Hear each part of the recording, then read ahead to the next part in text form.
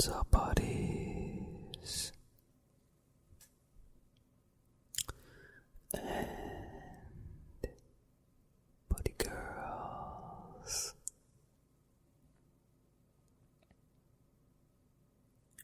Welcome back to Facts Friday. Today we are going to continue on with our World War II history.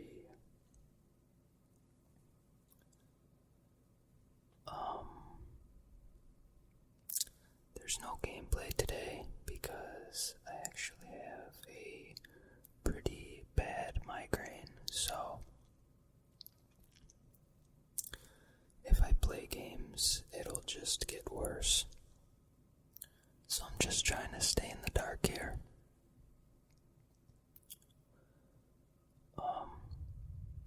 I believe where we left off is the United States enters World War II. Also, if you like this video, I hope you will take the time and subscribe and check out my other content.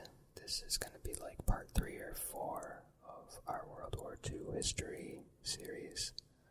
I have space facts, I have Egypt facts, I got a bunch of stuff. I think this is like our 29th Facts Friday, so there's a bunch of facts videos if that's what you are into.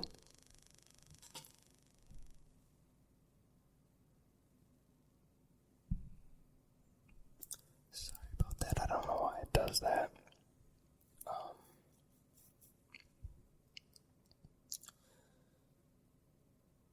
And also, leave a comment if you're new. I always like hearing from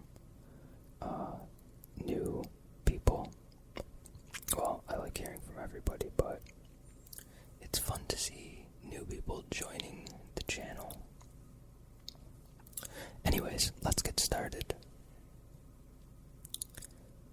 The United States of America had technically remained on the sidelines until near the end of 1941, although it had provided aid to Britain and the Soviet Union after the Japanese attack on Pearl Harbor, December 7th, 1941. Congress declared war on Japan. Nazi Germany, honoring its pact with Japan, then declared war on the U.S. Italy, Romania, and other countries within the European Axis alliance did the same. America was now at war with all the Axis belligerents and would bring the full weight of its industrial power, vast natural resources, and a large population onto the side of the British Commonwealth and its allied nations such as the Free French, Free Poles, etc.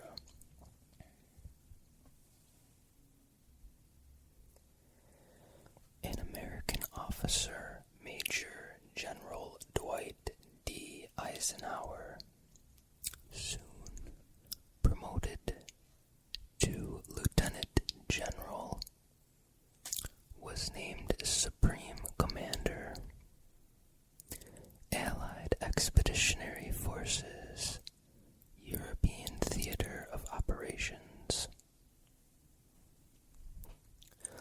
Although the battle-tested British were skeptical about his lack of command experience,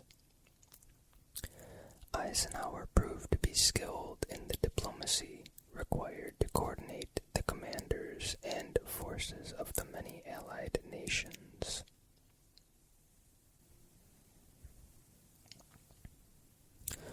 American troops first saw land combat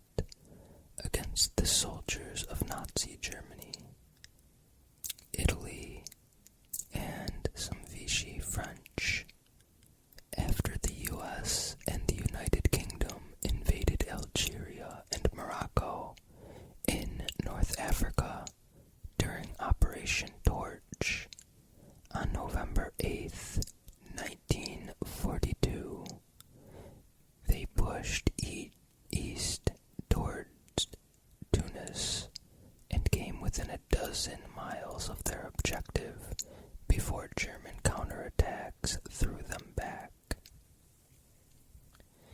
In February 1943, at Kasserine Pass, Rommel inflicted on the U.S. forces one of the worst defeats in American military history, but failed to achieve his strategic goals.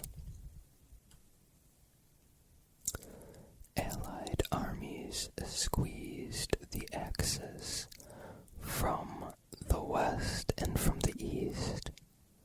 The Axis commanders, Rommel, had been recalled to Europe, surrendered in May.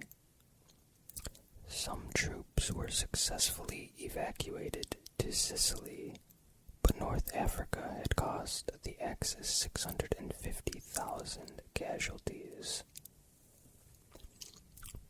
Britain's losses were little more than a third of that, and America, arriving much later, suffered less than 20,000.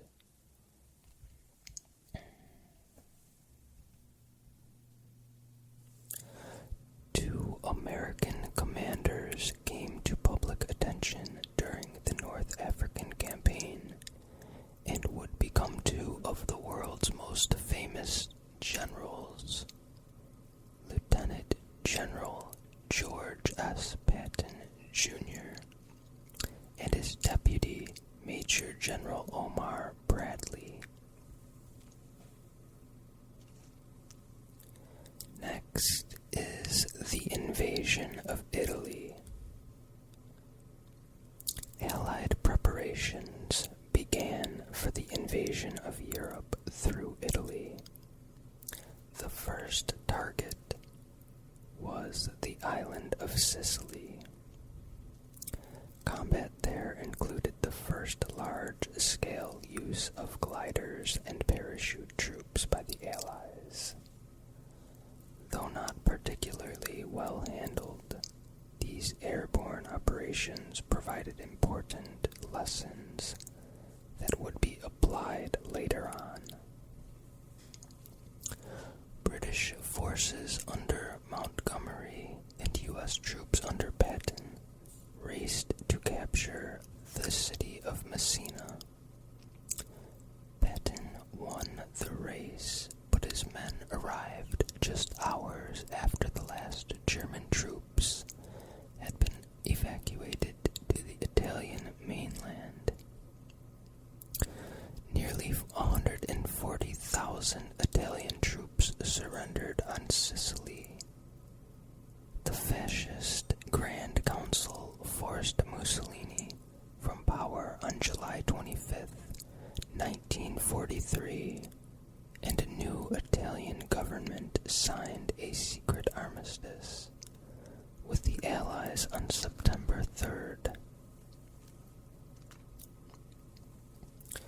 On September 8th, Allied troops came ashore in Italy, and the armistice was made public.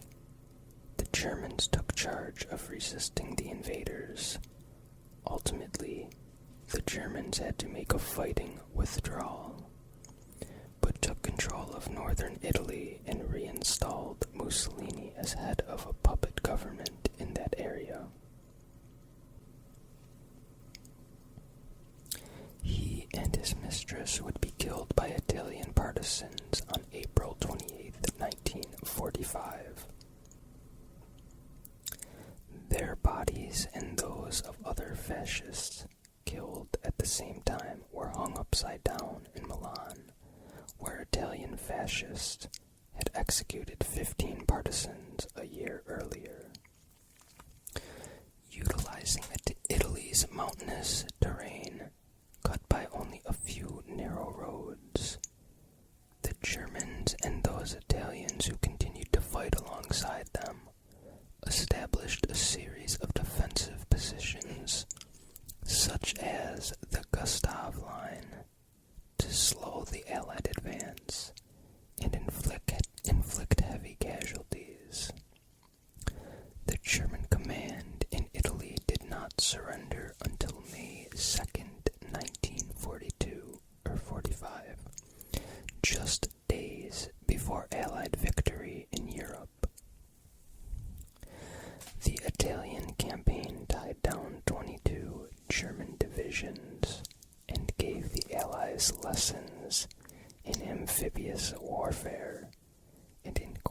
cooperation between the forces of the different nations.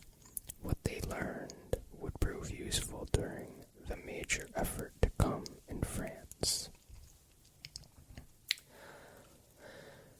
Okay, guys, I'm sorry, this is going to be a short one, because like I said, I have a migraine, and I just want to lay down, because I'm getting